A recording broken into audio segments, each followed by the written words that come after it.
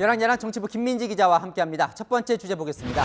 자, 직을 걸고 앞서 리포트에서 전해드린 두 사람 이야기가 왔군요. 네, 한동훈 법무부 장관과 김의겸 민주당 의원인데요. 어제 김 의원이요, 제보받은 내용이라면서 질문을 하자 한 장관은 직을 걸겠다, 의원님은 뭘 걸겠냐 이렇게 따져 물었죠.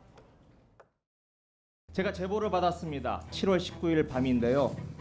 그날 술자리를 가신 기억이 있으십니까? 책임 있는 말씀을 좀 해주시죠. 네? 저 매번 이렇게 뭐 어디서 들으셨는지 모르겠지만 김앤장 변호사 30명 가량이 있었습니다. 그리고 윤석열 대통령도 합류를 했습니다. 모욕할 정도로 자신 있는 말씀이세요? 저는 법무부 장관직 포함해가지고 제가 뭘 앞으로 어떤 주의 종직이라든가 뭐 다 걸겠습니다. 의원님 뭐 거시겠습니까? 거시는 거 좋아하시잖아요. 그러니까 이 직 걸라는 말을 예전에 김 의원도 한 적이 있었던 것 같아요. 맞습니다. 열흘 정도 전에 김 의원이 한 말인데요.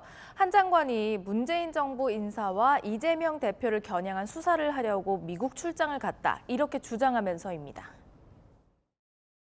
당신이 미국까지 가서 했던 것은 이건 검찰청법 8조를 정면으로 위반한 거니 하고 싶으면 당신의 직을 걸고 하자. 정면 승부를 하라. 민주당은 지난달에도 검찰 수사권 원상 복구, 이른바 검수원복 시행령 개정을 이유로 한 장관의 직을 언급한 적이 있죠. 잘못되면 장관 사퇴하시겠습니까? 도박하듯이 직을 거는 것은 잘못된 것이라고 생각합니다. 저 말을 받은 걸까요? 오늘 김의겸 의원은 한 장관이 직을 걸겠다고 해서 국감장을 도박판으로 만들었다, 이렇게 비판을 했더군요. 맞습니다. 국민을 위해서 일할 기회이자 이 소중한 자리를 정쟁 때문에 도박하듯이 내걸었다는 비판. 김의겸 의원도 피하기는 힘들어 보입니다. 네, 다음 주제 보겠습니다. 자, 대통령이 누구의 묘소를 찾았을까요? 네, 박정희 전 대통령입니다. 내일 10월 26일이죠. 서거 43주기를 하루 앞두고 국민의힘 지도부와 김대기 비서실장, 또 박민식 국가보훈처장 등과 함께 국립서울현충원을 찾았습니다. 글쎄요, 이 현직 대통령이 박정희 전 대통령 서거일을 챙겼었는지 좀 가물가물합니다. 현직 대통령이 서거일을 전후해서 묘소를 참배한 건 이례적입니다. 유족인 박근혜 전 대통령을 제외하곤 말이죠. 박근혜 전 대통령 후보 시절에는 이런 말을 남겼었죠. 이제 아버지를 놓아드렸으면 합니다. 아버지 시대에 이룩한 성취는 국민들께 돌려드리고 그 시대의 아픔과 상처는 제가 안고 가겠습니다. 윤 대통령 참배를 두고 보수 지지층 결집을 위한 행보라는 분석도 나오는데요. 서거 당일보다 하루 앞당겨 참배하면서 어떤 논란들을 비껴가려 했다는 해석도 나옵니다.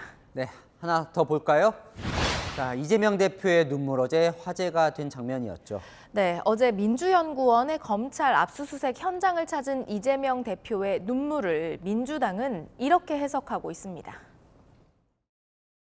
비통한 심정으로 이 침탈의 현장을 외면하지 않고 지켜보겠습니다.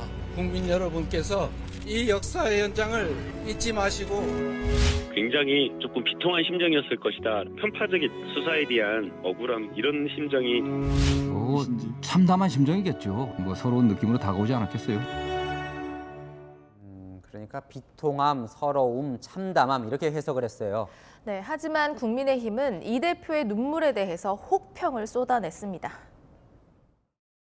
그 어떤 진심도 느껴지지 않습니다. 정치를 그만두고 눈물, 연기를 앞세워 배우하시는 게 더 나을 듯합니다.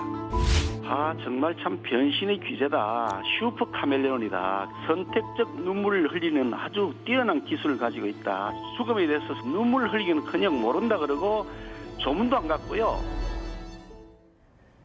권성동 의원은 수사에 대한 두려움, 극단적 지지층을 자극하려는 신파라고도 했습니다. 참 눈물이 정치적으로 어떨 땐 또 약이 되고 어떨 땐 독이 되고 그런 것 같습니다. 네, 눈물을 흘린 이 대표 본인도요, 과거 다른 사람의 눈물을 부정적으로 바라본 적이 있는데요. 2014년 4월 16일 날 그 수없이 많은 사람들이 물에 빠져 정말 죽어가고 있는 장면을 다 봤는데 그 여자 어디 가서 뭐 했는지 아무도 모릅니다. 그러고 난 다음에도 지금까지 그때 가짜 눈물 한번 흘리고 뻔뻔하게 살아남았거든요. 가수 유승준 씨 인터뷰에 대해 눈물에 약한 한 국민의 심성을 악용한 것이라며 비판한 적도 있습니다.